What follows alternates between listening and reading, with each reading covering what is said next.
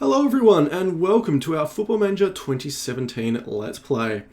So, I'm a little bit late to the party with this one. The game has obviously been out for a number of weeks now, but I've been quite busy with sort of real life stuff and sort of thought I'd give the game a bit of a chance to have a bit of a couple of patches come in and sort of work out any of the bugs and all that kind of stuff before we jumped into our Let's Play. But this is going to be our long-term Let's Play, so I had a long, hard think about who we were going to check out for this version of the game. I actually had a bit of a tinker around with Ajax again to sort of see if we could go back and do a little bit better than we did last season. But sort of felt a little bit samey, like the club's fairly similar, even though they've had a lot of changes, and I sort of thought we'd be running through a lot of the same type of things. And the league there is quite easy, really, so I thought it may not be quite as interesting. So what we're going to do today is, as you can see here, we're going to be playing as Parma. So probably a fairly popular choice for a number of reasons. But for those of you who don't know, Parma plays in the third division of Italian football. But they are sort of a very historically successful club. So they have won, if we can have a look here, competitions. So they've won the European Cup Winners' Cup once in '93, and they're also runners-up in '94. They've won the Euro Cup twice, the European Super Cup. They've won the Italian Cup 3 times, the Italian Super Cup. What else have they won? And they've also been runner-up in Serie A and in '97, and third places in '93 and '95. So you can see here they are like a very successful club. They're actually the 11th most successful Italian club in history. So very, very illustrious club. Obviously fallen on hard times here, as we can see. So basically they were declared insolvent and they were relegated to the 4th division of Italian football. And they were lucky enough to bounce back up at the first time of asking, and so they're now in the 3rd division. So our aim is basically to restore this club to its rightful place in history, and so first aim is obviously to get promoted up to Serie A again. We're going to be aiming for successive promotions, but whether or not that happens is a completely different question. But this is sort of one of those sleeping giant clubs, if I can pronounce my words properly. So as you can see here, they've got a 28,000 seater stadium, which is fairly decent. And obviously they've got a lot of season ticket holders. I think 9,000 season ticket holders if we had a look here, which is a lot for obviously the 3rd division of Italian football. Fairly decent club value, and so we've got some very sort of iconic players in here. Obviously players like Crespo and Cannavaro and a number of other players, and Prandelli is one of their managers. So definitely quite an interesting club. So this is pretty much, I haven't touched the game really, apart from my little mess around with Ajax, so a number of things may be new to me, so you may have to sort of bear with me as I work some stuff out. And I haven't looked at Parma at all. So I've run through these messages, and a quick sort of squiz around a few different screens and things, but I haven't actually checked out the squad. I don't really know what the squad is going to do or be like. I've actually already settled on a tactic though, which I've loaded in here. So we're going to be playing sort of a Antonio Conte inspired 3-5-2. I know the Chelsea tactic is sort of the flavour of the month at the moment, but it's obviously the tactic he's played through his time at Juventus and the Italian national team as well. And it sort of does fit Italian football, sort of the birthplace of, well, not the birthplace necessarily, but sort of an iconic formation for Italian football. So we're going to try and recreate this and get it working as best we can. It's a very, very interesting tactic, as Chelsea have shown so far this season. And yeah, so we'll have a crack. So this is literally my first crack at it, although it's going to change. Actually, no, that's not my first crack at it. That's just literally the formation. Okay, so we'll run through and set up the tactic a little bit later. So what we're going to do first is run through the squad. I'm hoping to do this fairly quickly because obviously I'm aware that this may not be the most interesting part, although it depends. Maybe you guys like this sort of running through squad analysis kind of thing. I'm not quite sure, but I'll try and make this fairly brief as much as we can. So I think we're going to check out this new squad depth screen actually, just for a little bit of fun, and sort of see what we've got. So obviously we need 3 central defenders. Is going to be a very important thing, and actually the key to a sort of a 5-3-2 or 3-5-2 tactic, for my sort of interpretation, is the wing backs. I suppose it's fairly logical, given that they are generally the way we're going to be playing is with 2 inside forwards, or 1 inside forward, and I'm not sure what we're going to do on the right. depending on what the players will have. I know at Chelsea, sort of Hazard on the left is a sort of an inside forward who sort of has a free roaming role, and on the right you sort of play Pedro. Recently, he's not really sort of in his inside forward. He's not quite a winger either. I know he sort of is a little bit of a winger, but for me, he's probably a little bit more of a drifter. Sort of comes in a little bit more narrow and sort of makes late runs into the box. So we'll change all these roles obviously depending on the players available to us. All right, so central defenders. So Mohammed Coley is our number one central defender. Kanini is our second, and Lucarelli is our third. Again, as you guys saw in the 2016 version of the Let's Play, my pronunciation of names is absolutely shocking. So forgive me, any Italians watching or anyone who knows how to pronounce these names better than I do apologise. Okay, Mohammed Coley, central defender, 32 years of age. Quite a good player, actually, for this league, I would have thought. Third division of Italian football. Yeah, leading player for most Serie B sides, which is not surprising. So, very, very good player. Parma bought him for 205k from a Serie B club, which is good. So, he is a machine, which is great. Kanini, 31 years of age. Also a very good player, actually, I would have thought. Concentration's a little bit low. Physicals are good. Mentals, apart from the concentration, are very good. And marking and tackling, heading are brilliant. So he also would have been a very good, leading player for most Serie B sides. So two very good central defenders, which is brilliant because obviously central defenders are very, very important in this formation. And Alessandro Lucarelli, who is I think he is a club favourite from memory. Yes, favoured personnel, yes, so he's a favoured player. Because he has been at Parma since 2008-2009.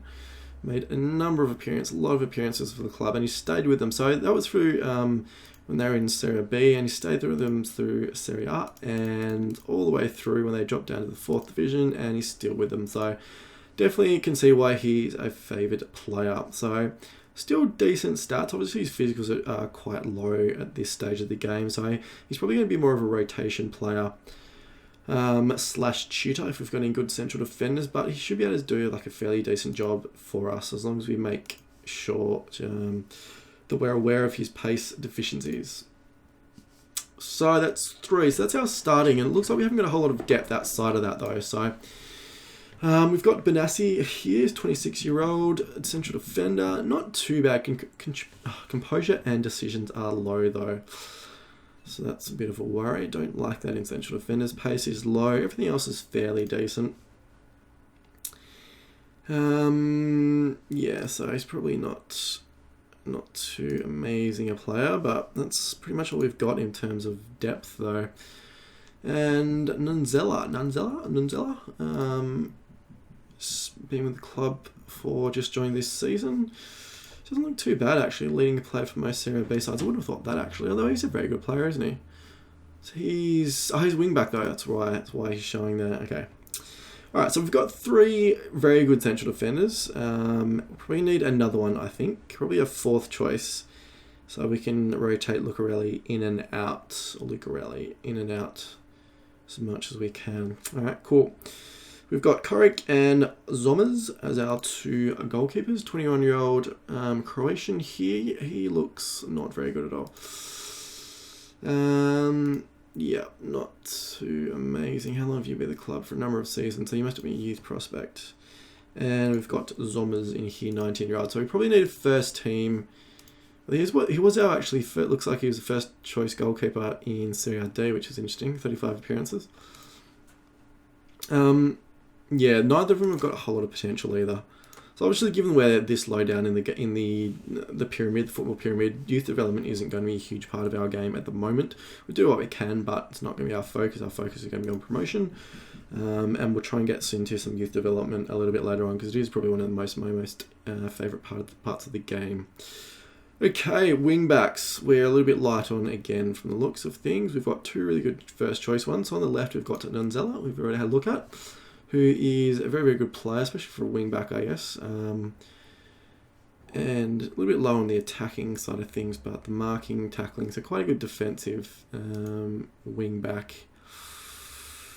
there. So he should do quite a good job for us. Only 24 years old as well, so he should hopefully stay with us for a couple of seasons at least. And we've got Garufo on the left, 29-year-old Italian. On the right, I should say, sorry. And also a very, very good player. So our sort of... our backline and our wing backs are quite good. Lacking depth, but our first choice are really quite good. So that's quite pleasing. I would have thought... I mean, it's hard to know with Parma. Like, I know they've had a lot of investment, so I have followed them in real life, and so they bounced up. They had a number of players in the 4th division last season that were just way too good, which is why they sort of basically streaked the league. Sort of a number of players came back to the club, sort of older players, basically sort of out of loyalty and sort of to help them back, sort of, start reclaiming their rightful place, which was really amazing for me to see, like the loyalty that those, a number of people sort of showed. So yeah, I was sort of a little bit interested to see how they would actually be this season, but so far so good, like really quite an impressive backline for this level. So we're going to be playing with, I'm thinking this sort of split in midfield. So like in the normal, so for example, Chelsea at the moment are playing with Kante and Matic as their two sort of central midfielders. Generally, you'd probably line them up as sort of two DMs, but I'm thinking like Kante is playing the sort of the more holding role for me, and Matic is more of a sort of a linking player. So I'm thinking this midfield role here is better, although we'll have to see how we go defensively, because we're probably going to need someone to sort of link up the attack a little bit. So most of the attacks in this formation go down the sides, but we do need sort of another option in case we get shut down through the wide position. So I'm thinking that this sort of midfield role, like pushed up into the next strata, is actually better because it gives you a few more options. So we can play like a central midfielder support with a few sort of player instruction modifications, or we can play like a box-to-box, which is what I'm actually probably thinking at the moment, although it's not the most defensively sound role. So and this one here is probably just going to be like almost like a defensive midfielder, or maybe even an anchor here, just to basically give some protection to the back three. So we have 4 players back at all times, because these the wing backs get very high forward, get a long way forward, and a lot of sort of defensive work, it relies on these 2 central midfield players in this formation. So we'll just see how that goes. Alright, so in this defensive midfield role, we've got Giorgio. Oh god, I can't even pronounce that. David G. That should be really easy to pronounce, shouldn't it? Giorgino? Oh god, no. We can call him David G. Because it's terrible, I can't pronounce that. But he's a 31-year-old. Well, he's more suited to more of an advanced role, which is interesting. It could do a job, I guess, at the back. As a defensive midfield, like he's got average passing, marking, and tackling. Work rate's quite low though, which is not really what I want to see, and his physicals aren't good either. So we may be looking at another midfielder there. So, and alright, so we've got Miglietta, 35-year-old central midfielder, definitely more suited to playing forward, so I'm not going to consider him for the defensive midfield role. We've got Scavone in the midfield here, is our box-to-box. He's actually a natural box-to-box. It's his most preferred role. I must be tired, I can't talk. And so he's actually a very, very good player. Some decent passing technique, finishing first touch, off the ball and positioning. So he's quite a very well-rounded player. And I suspect, good player for most Serie B sides. So probably too good for this division, which is very good for us. We've got Carapi, 30-year-old Francesco, and been with the club for a couple of seasons. Not too bad a player, more of an attacking player. Probably still could do a job as the box-to-box role, I guess. Although his marking and tackling are absolutely rubbish, but he does have decent positioning.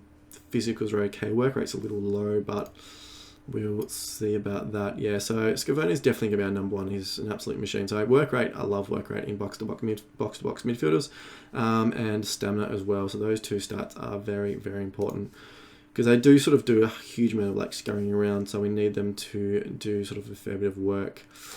And Miglietta, which we've already seen here, so he's not he's a decent player, I guess, for this division. Probably keep him, I guess, for a season, but probably no longer than that.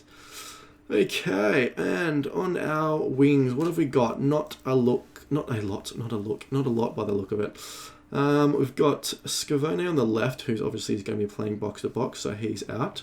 And then we've got Barai on the left. Can play an inside forward, so fairly quick, but that's pretty much it. Everything else is really pretty awful. Says he's got some potential, but given he's 24, he's probably not going to reach that potential. Yeah, so leading player for most Serie D sides, but potential to be a leading Serie C or B left winger. I don't think he's probably going to reach that level, to be honest. Although he did score 20 goals for the club last season, which is quite impressive, really. But I don't know, maybe we'll keep him around as a second choice, but he's really quite average, isn't he? All he's got going for me is sort of his acceleration and dribbling, and that's about it. Interesting. All right. Oh god, it's another difficult name to pronounce. Oh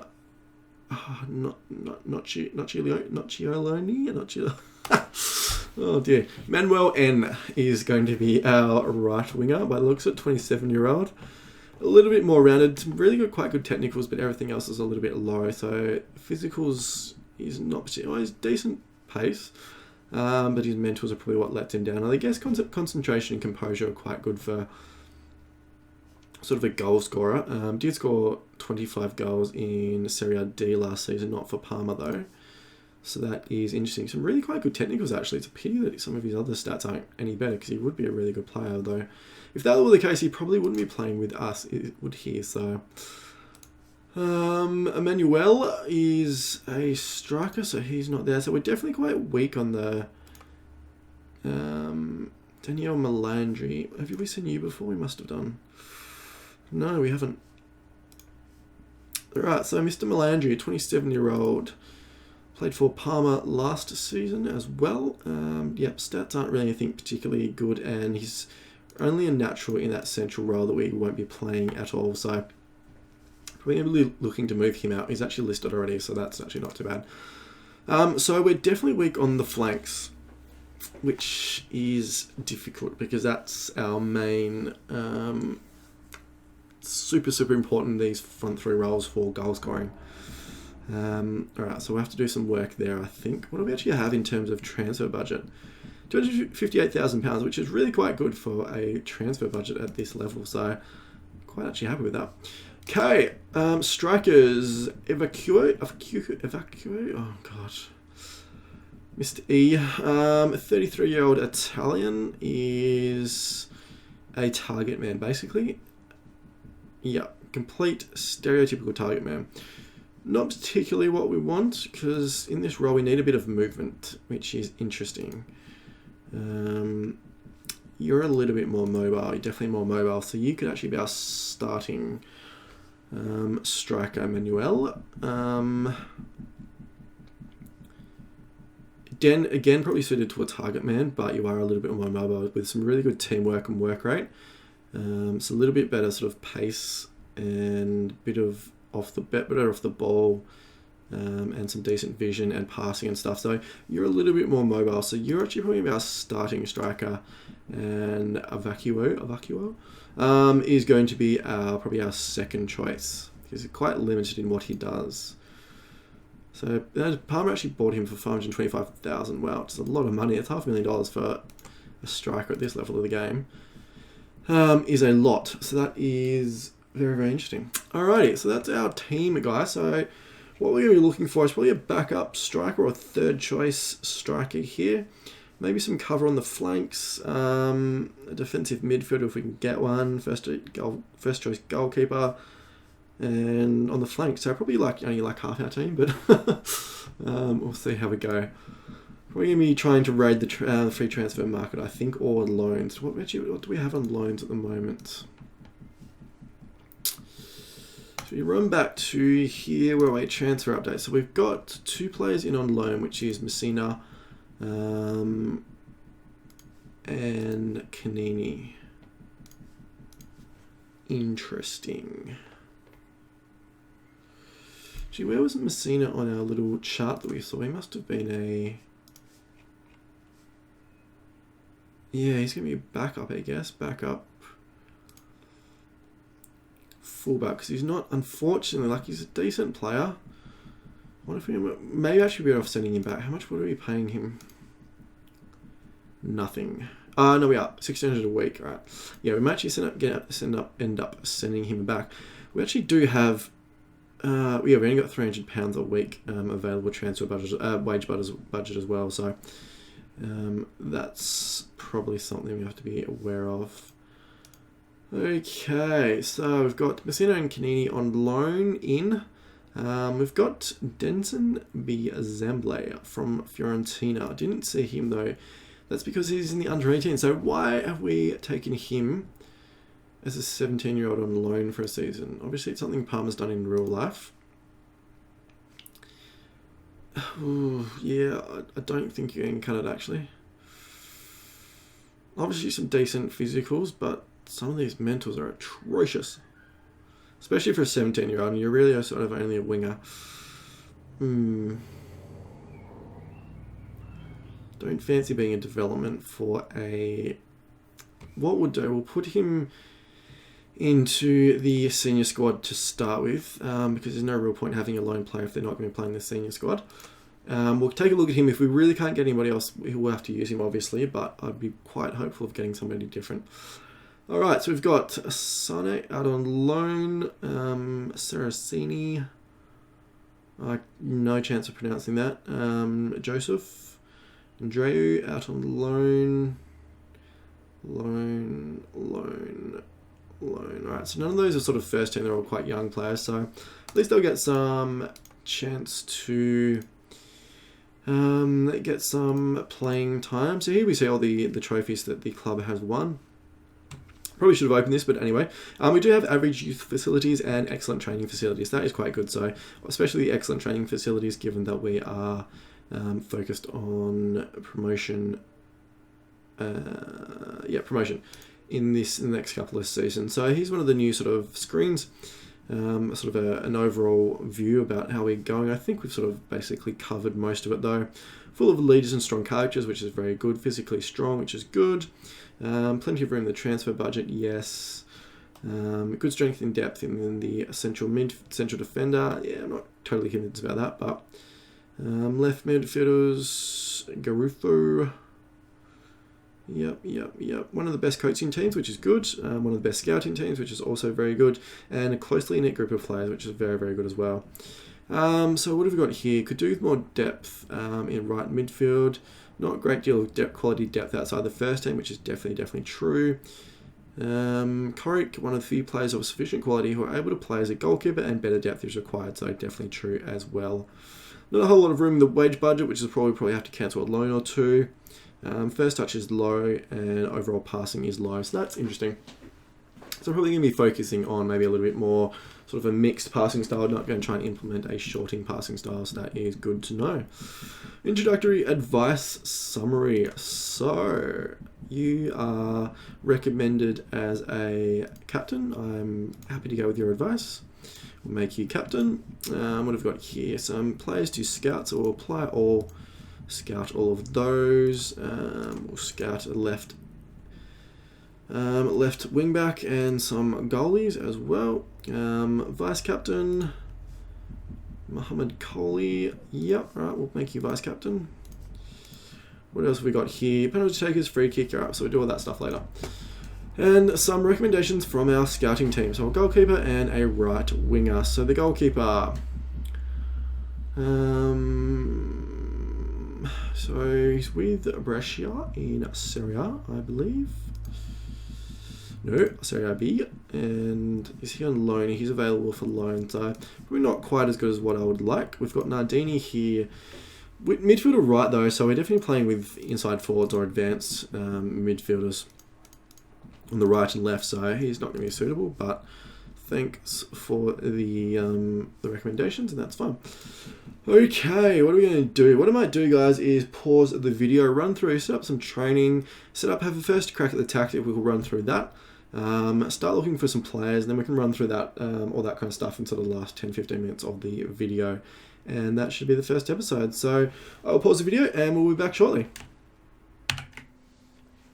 Okay, through around about a week in game, and we've done a number of things. So, main thing I've actually had a little bit of trouble with is finding some really good players to fill out our ranks a bit, because we are in the league. Where will I find it? Where's the league? Where's the league? Where's the league?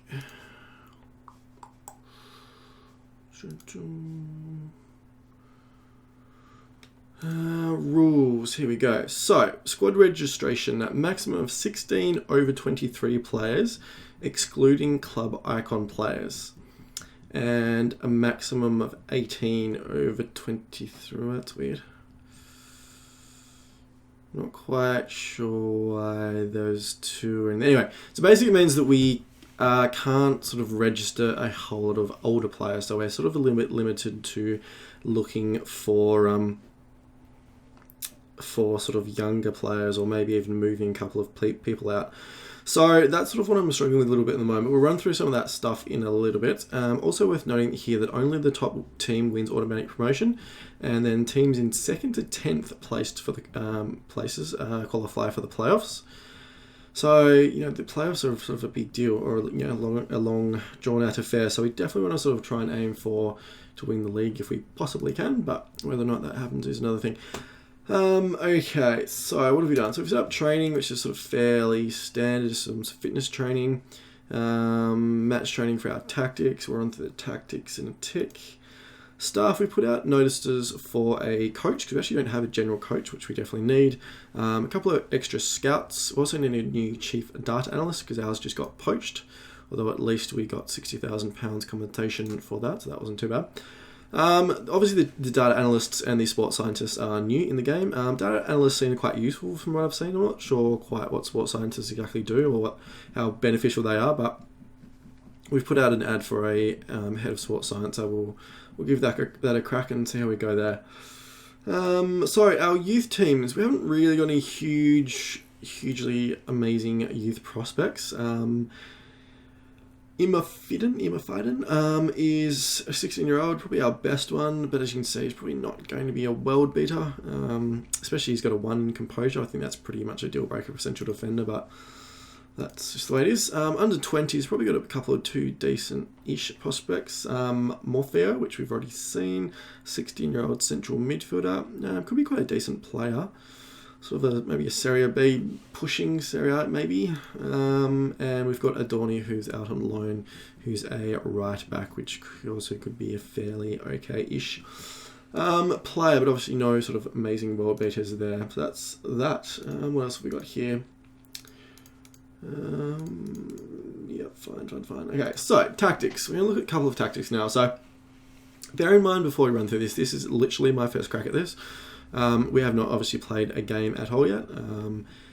This is all just on paper and is likely to change quite extensively during the season and even before the season starts. So take it all with a grain of salt, but sort of hopefully you can get an idea of what we're trying to do here. So starting from the back, we're just going to start with a standard goalkeeper on defend, and we're just going to start with 3 standard central defenders. I suspect this will change quite a bit. For example, if you're playing as Chelsea, you'd be having the central defender here as a ball-playing defender, which is the David Luiz role.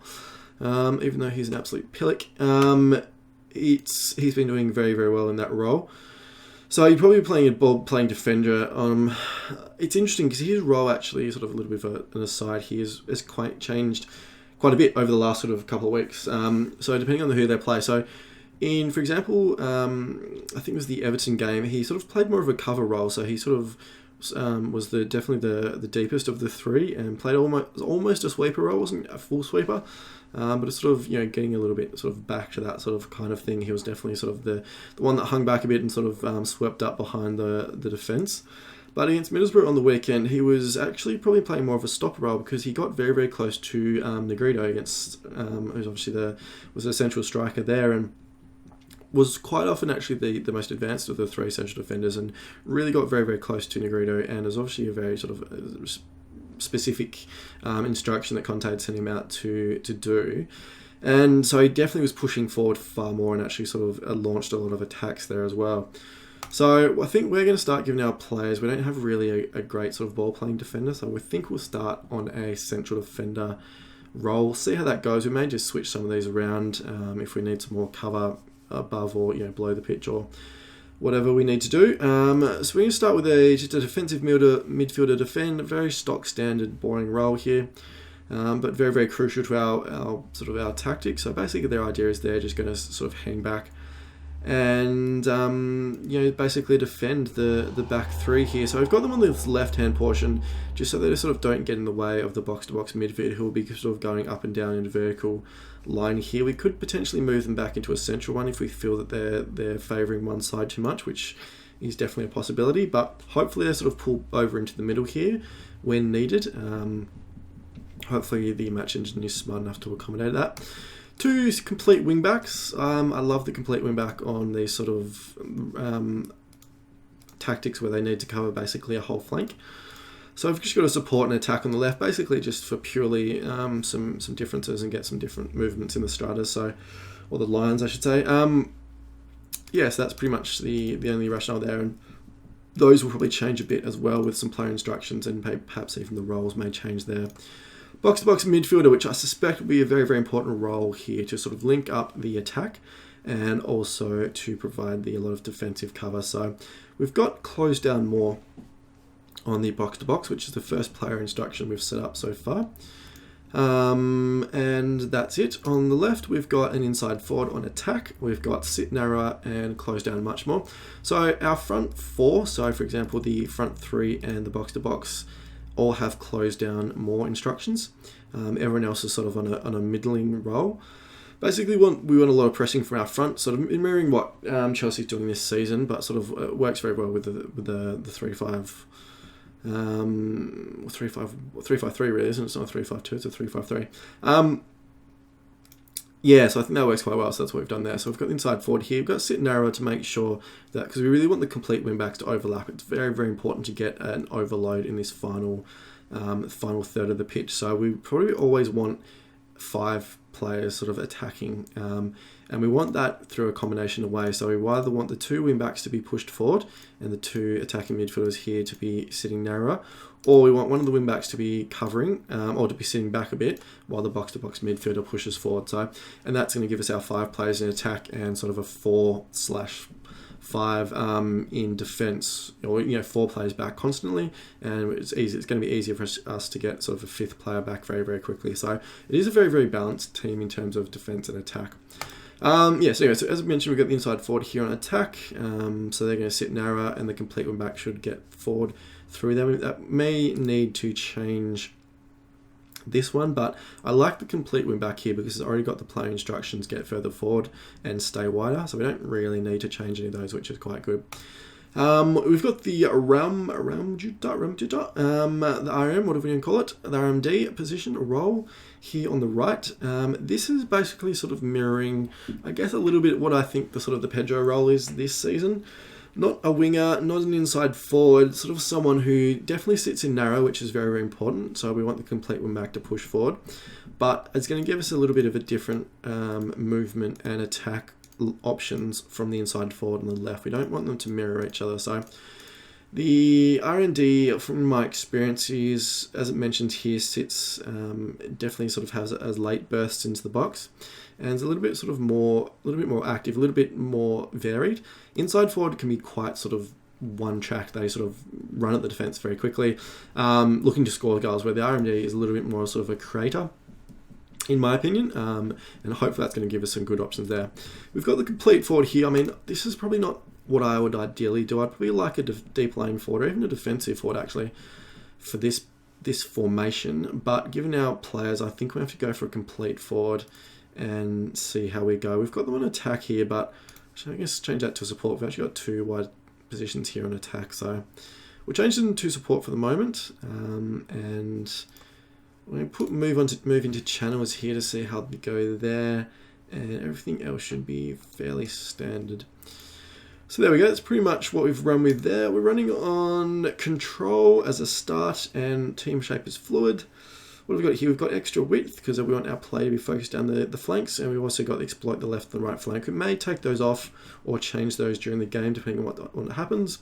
We've got more closing down. We've got stay on feet, which is basically for our defenders. And we've got look for the overlap to make sure our wing backs get forward and support the attack there. So sort of a very standard, nothing too world breaking here at the moment, but we'll see how that runs in the first couple of games. Like I said, it will change a lot. We also set up a 4-1-2-3 as our sort of second choice formation. We'll train 2 of these formations to start with. This is basically if we're ever coming up against, we can potentially use this against lone striker formations, because the 3-5-3 obviously thrives against 2 striker formations, because you've obviously got the spare central defender. Against single striker formations, it can sometimes struggle, not struggle, but it can almost be sort of a waste of positions, because you've got one central defender marking them out, and you've got 2 sort of extra central defenders who can be a little bit sort of aimless. So you've sort of usually got to modify your formation or the way you play if you're coming up against single striker formations when playing this formation, this tactic. So playing with the 4 at the back could be an alternative when we're coming up against single striker formations, and just give us a little bit of a different option here. It's fairly stock standard. I'm not going to run through too much of it at the moment. We'll run through this if and when we need to use it. So that's all that. And what about our squad? So what have we got here? So there are a few plays here which we didn't actually run through in our sort of in our squad overview. Actually, no, I think I got rid of him. There was one in particular which I think I got rid of. Who was that? That was Matteo Guazzo. 34-year-old target man striker. Definitely not really good enough to play at this league. He's getting paid £800 a week, which is way too much. So we gave him a released on a free transfer, even though we had to pay him out a bit. So I think it's about £30,000, but did free up our wage budget a little bit. We've just taken, I think is it Severini? Who do we take on loan? Yes, Mirko Severini. He's going to be probably our first choice inside forward. So for a 19-year-old, he is very good. On loan from Cesena. So yeah, he's going to be our first choice inside forward. So very, very good player. As 19 years old, he's probably quite a good Serie A player, I suspect. But definitely for this level, he's going to be an absolute machine. So as you can see, he's sort of worlds above our second choice, which is Baray. Which I think we're probably going to get rid of him, because I think there's another first choice another good young inside forward we can get in on loan, especially he's earning 1k a week, which is not very good. It's a lot of money for someone who's really not going to be a first choice starter. So what else have we got here? We've had the loan accepted for Simone Lofaso, and he's also the other choice, so I suspect that we'll be playing on the inside forward on the left. So quite a decent player as well. Obviously not quite up the level of Severini, but for an 18-year-old at this level should be very, very good for us over the season. So if that comes through, we'll get rid of Barai and try and recover his wage budget as much as we possibly can. So in terms of our schedule, what have we got? We've got 6 friendlies and then a weird one chucked in during the middle. I suppose we can leave that. That's 7 friendlies all up, plus 8. I suppose 8 games really before the proper start of the season. There's that first game against Padova, but I think that should be fine. Some decent opposition, but then nothing too strong, so we don't need to put in some weak games to get our morale up or anything. So I think we should be okay there.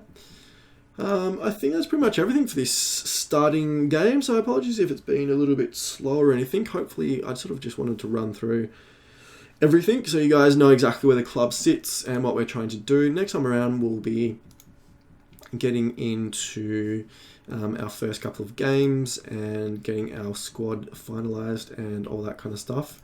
And yeah, hopefully I should probably get stuck into the season by the end of the next episode. That would be really good. Okay, everyone, we're going to end the episode here. I hope you enjoyed today's episode. Hope you stick around for the series. Let me know your thoughts and comments, suggestions, all that kind of stuff. Would be really, really wonderful. So that would be good. Okay, everyone, hope you have a wonderful day, and I'll see you all next time.